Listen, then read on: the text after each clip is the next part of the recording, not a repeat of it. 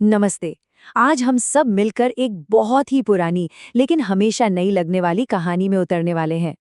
ये कहानी है अच्छाई की, बुराई पर जीत की, एक ऐसे दिव्य नृत्य की कहानी जो आज भी हमें बहुत कुछ सिखाती है। जरा सोचिए, क्या हो अगर कोई पवित्र नदी जो किसी पूरे गांव की जान हो, अचानक एक जानलेवा जहर में बदल जाए। भयानक लगता है ना? बस यही सवाल हमारी आज की कहानी के बिल्कुल दिल में है। तो चलिए कहानी की शुरुआत करते हैं इसके पहले हिस्से से, यमुना में जहरीला संकट। देखिए, एक शांत खूबसूरत गांव था और उसके सामने एक ऐसा खतरा आ खड़ा हुआ था जिसके बारे में किसी ने कभी सोचा तक नहीं था। बात है गोकुल की, एक बहुत ही पीसफुल सुंदर सा गांव।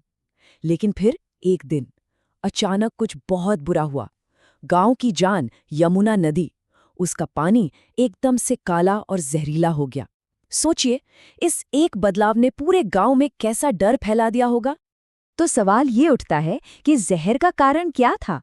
कौन था इसके पीछे? वो था कालिया नाग, एक बहुत ही खौफनाक, कई सिरों वाला सांप। वो यमुना में आकर रहने लगा था और उसी के जहर से नदी का पानी एकदम जानलेवा हो गया था। और कालिया के जहर का असर, ओह, वो तो बहुत ही भयानक था।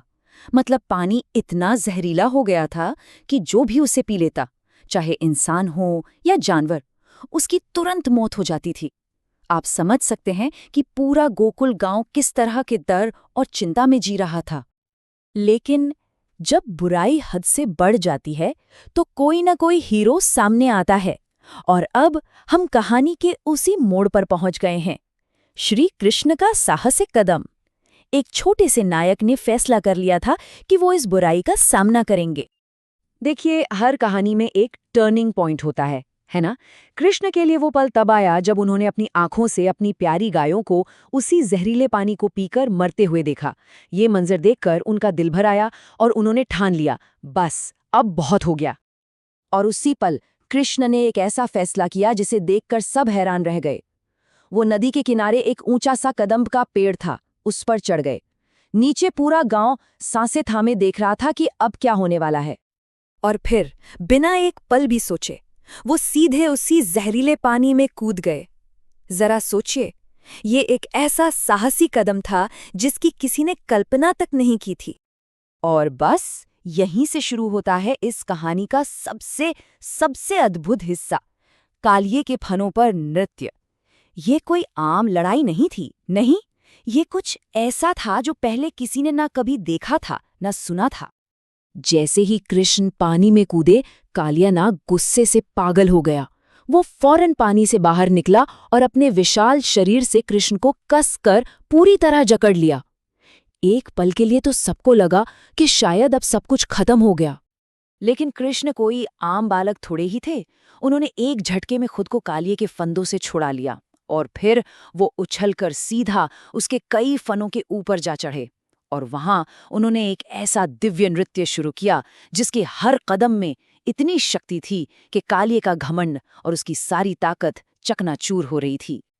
अक्सर लड़ाई खत्म होने के बाद क्या होता है, वो लड़ाई से भी ज्यादा जरूरी होता है। तो अब हम कहानी के अगले हिस्से पर आते हैं, क्षमा और एक नया आदेश।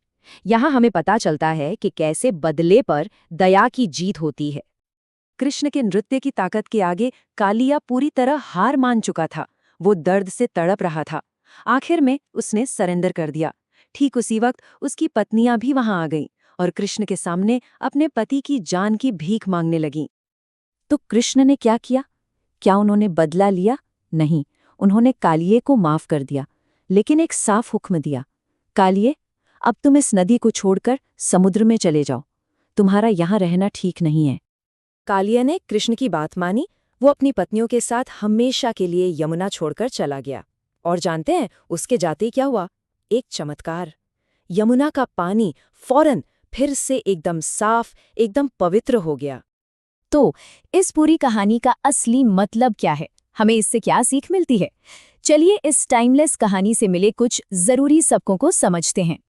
देखिए, इस कहानी से 3 बहुत बड़ी बातें समझ आती हैं। पहली तो ये कि घमंड और बुराई, उनका अंत होना तय है। दूसरी बात, असली ताकत और जीत क्रूरता में नहीं बल्कि सच्चाई और दया में होती है। और तीसरी, एक मजबूत विश्वास, वो हमें किसी भी मुश्किल से बाहर निकाल सकता है।